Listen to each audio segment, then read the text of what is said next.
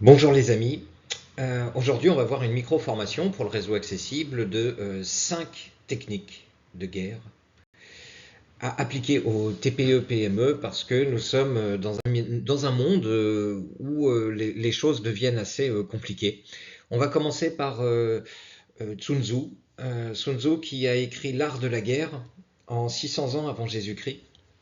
Celui qui excelle à résoudre les difficultés le fait avant qu'elles ne surviennent. L'anticipation. Déjà 6 siècles avant Jésus-Christ, on commençait déjà à comprendre que l'anticipation, la préparation était bien meilleure que la réaction.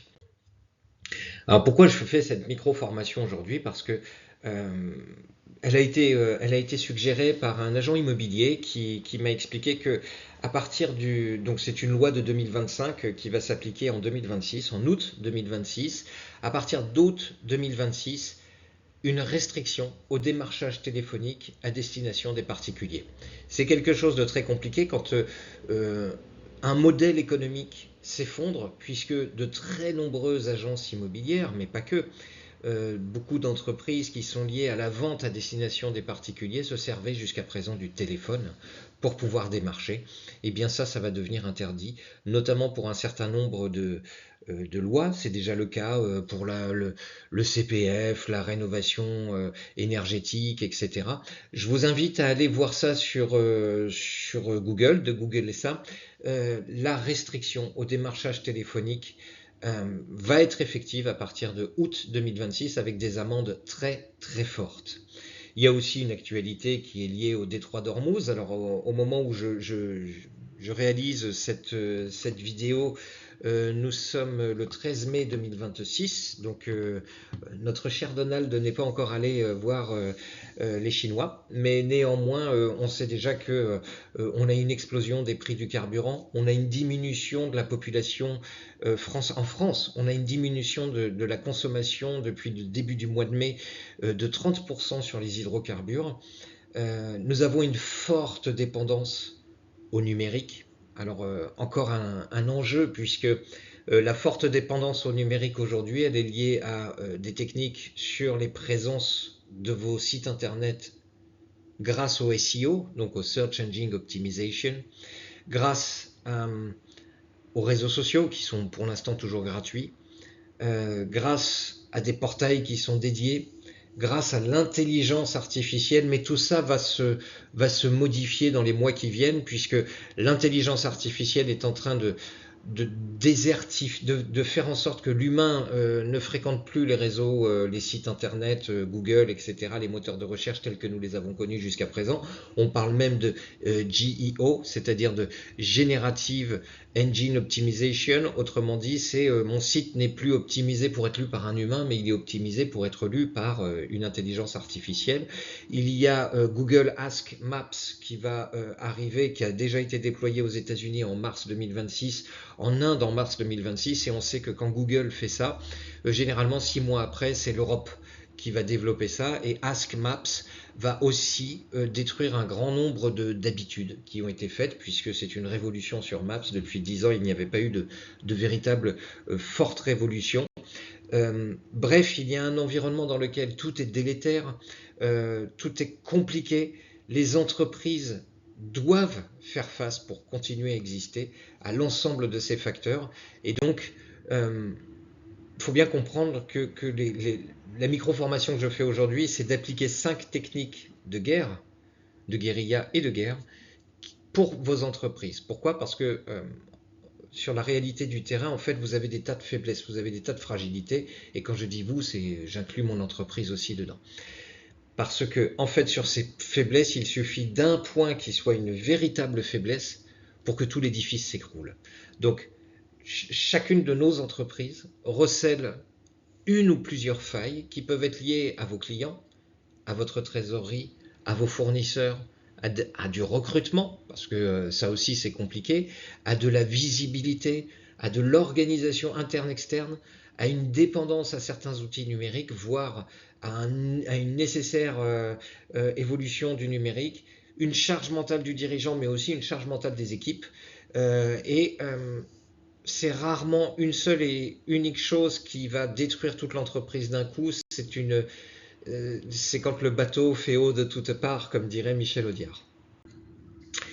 Donc on va voir un angle stratégique et on va commencer à appliquer de la technique de guérilla. Donc je vous présente un diagramme de Venn qui est appliqué à la stratégie d'une entreprise résiliente. C'est-à-dire on va construire votre bastion.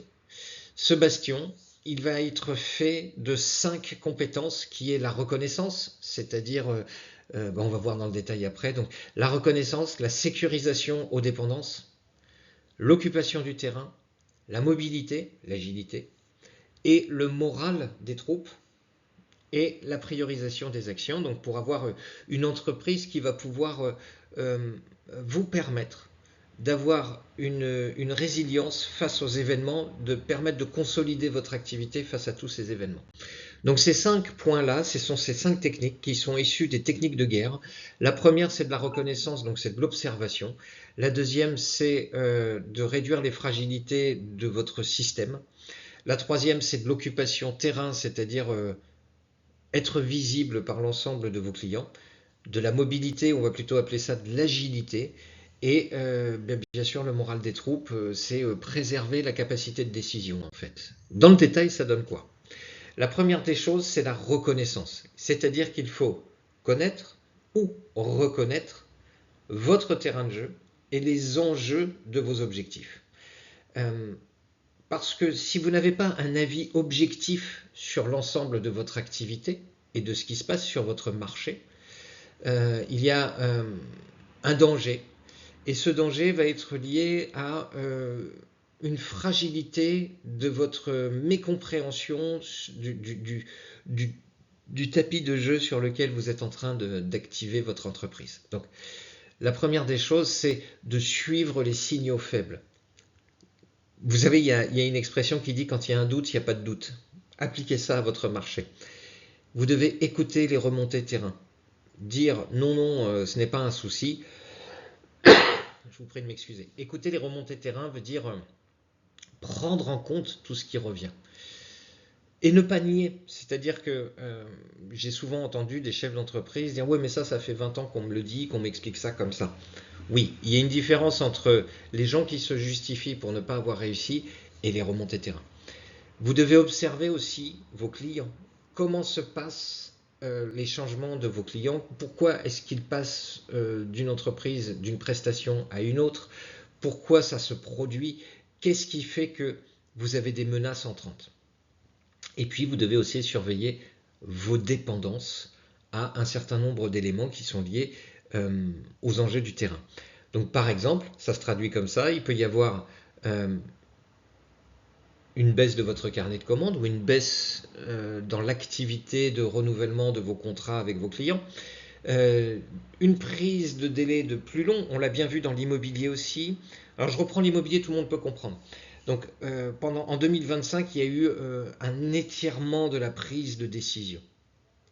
Il y a eu un effondrement de la demande. Il y a eu une négociation sur les prix. Ça, ce sont des indicateurs de marché évidents que tout le monde voit. Souvent, c'est beaucoup plus discret que cela. Et donc, de faire attention à tous ces signaux faibles ou forts, mais quand c'est fort, tout le monde s'en rend compte, de façon à pouvoir l'anticiper. Vous pourriez avoir une hausse discrète des coûts, voire même une baisse des tarifs de la concurrence, et un ralentissement de votre activité.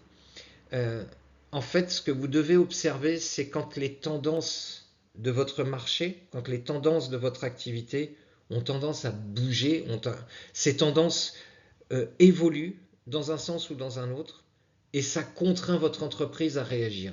Et comme vous êtes obligé de réagir à la marge, dites-vous que c'est peut-être en fait le premier pas vers des réactions beaucoup plus importantes en cas de risque. La deuxième chose, vous devez sécuriser vos talons d'Achille, votre dépendance. Donc, vous avez dans vos entreprises de la dépendance. Par exemple, ça va être des clients dominants. Vous êtes dépendant de...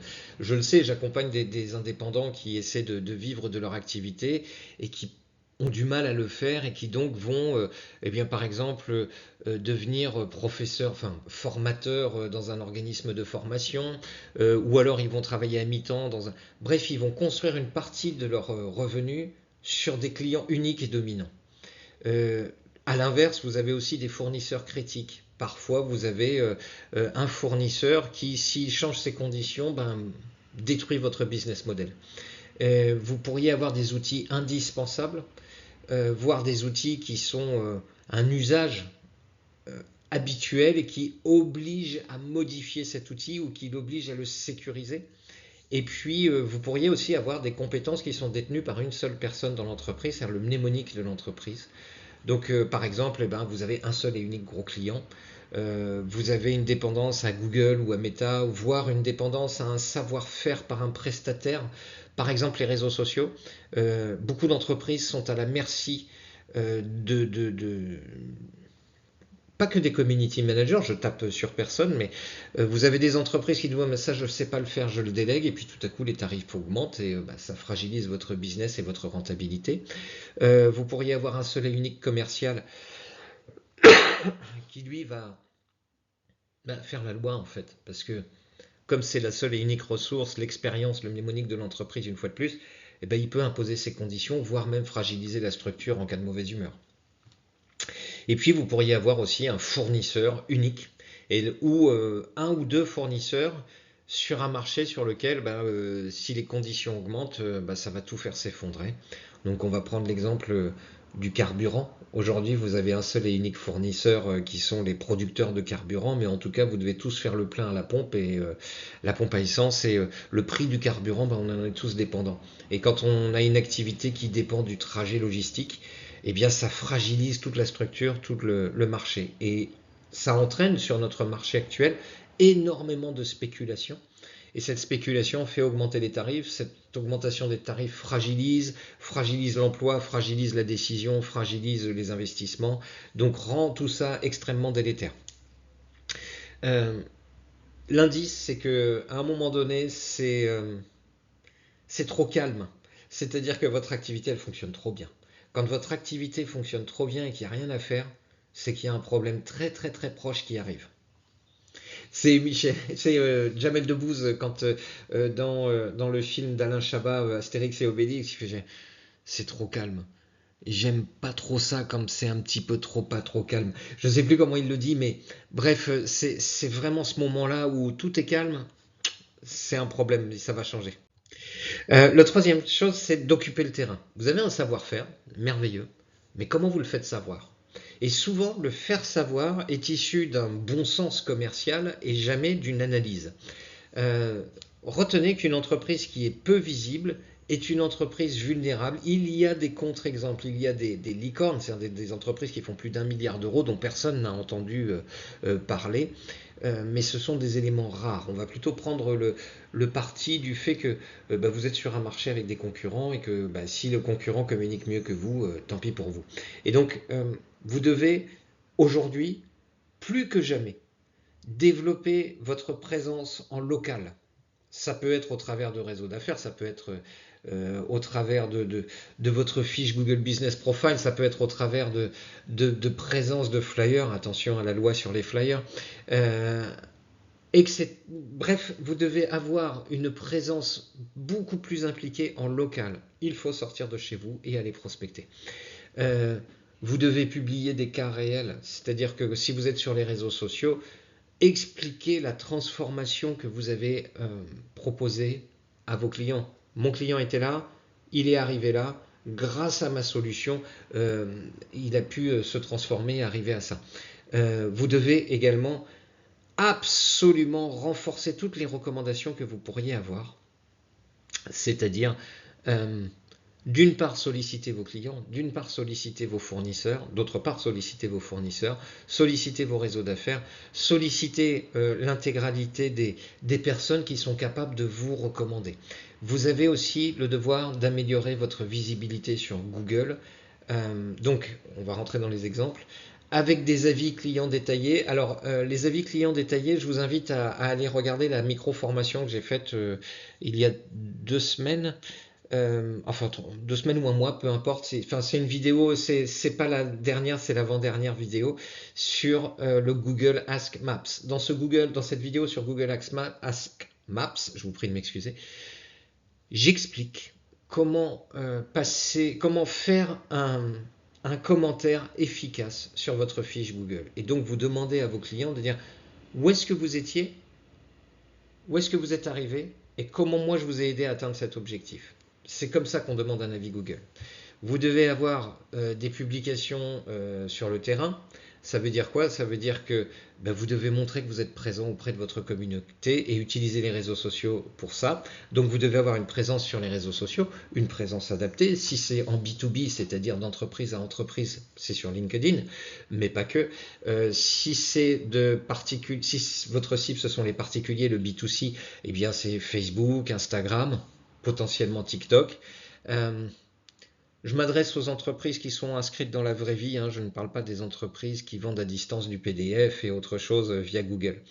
Et puis, vous devez montrer ce que vous avez fait dans la matière, c'est-à-dire quand vous avez vraiment produit quelque chose, montrez-le.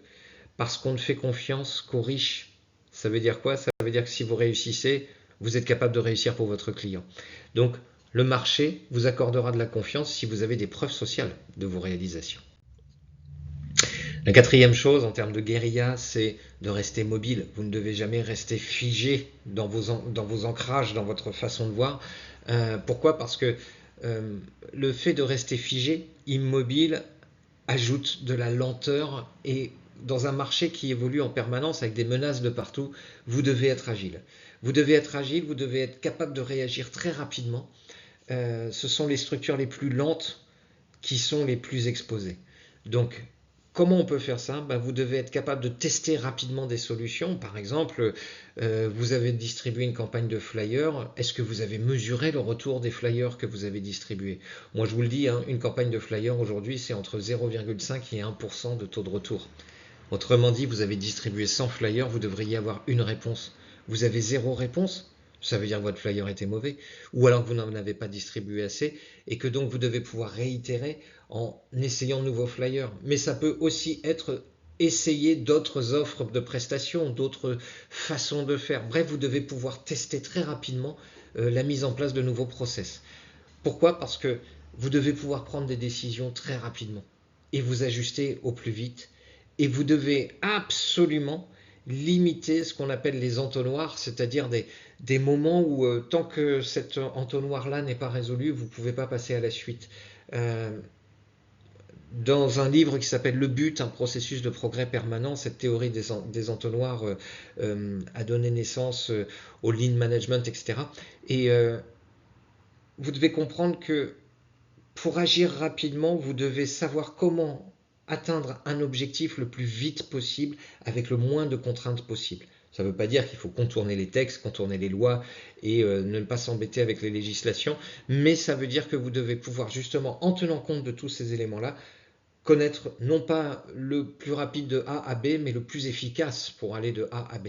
Donc vous devez être capable d'adapter vos offres, de changer de canal commercial. Par exemple, jusqu'à présent, on a toujours fait ça, on est passé par des retailers, etc.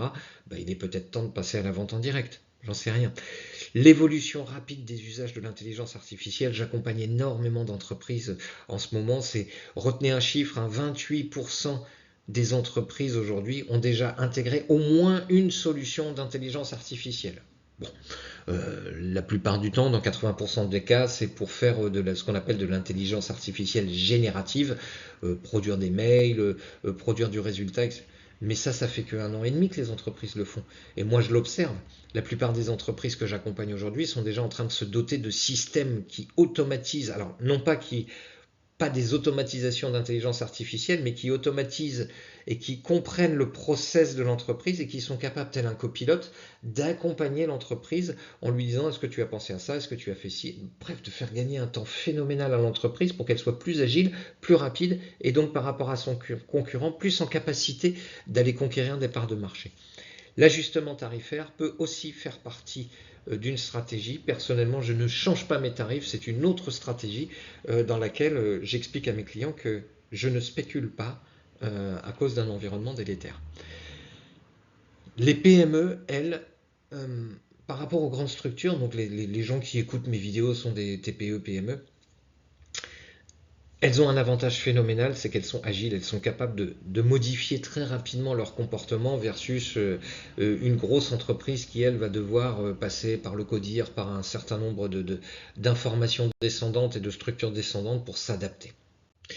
Le cinquième point, c'est de protéger le moral, le mindset de tout le monde. C'est quoi cette idée-là? C'est que je ne sais pas si euh, vous avez remarqué à quel point nous vivons dans un monde où l'information est conçue pour être anxiogène.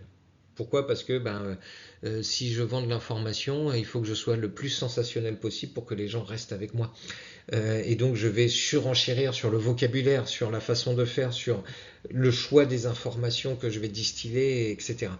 Euh, et ça peut épuiser tout le monde. Donc on a un environnement social extrêmement complexe, on a une situation internationale extrêmement complexe, on a des défis en France extrêmement complexes, on a une législation européenne qui nous oblige à faire des choses extrêmement complexes.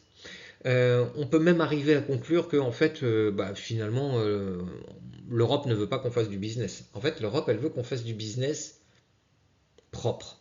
Et c'est tout à son honneur, mais c'est très compliqué de mettre en place ça.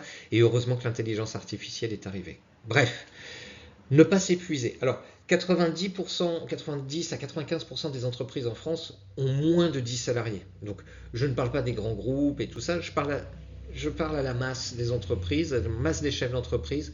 Et donc, je m'adresse soit à un chef d'entreprise solopreneur, soit à un chef d'entreprise qui a une petite équipe avec lui. Et retenez qu'une entreprise qui est épuisée moralement, c'est une entreprise qui prend des mauvaises décisions.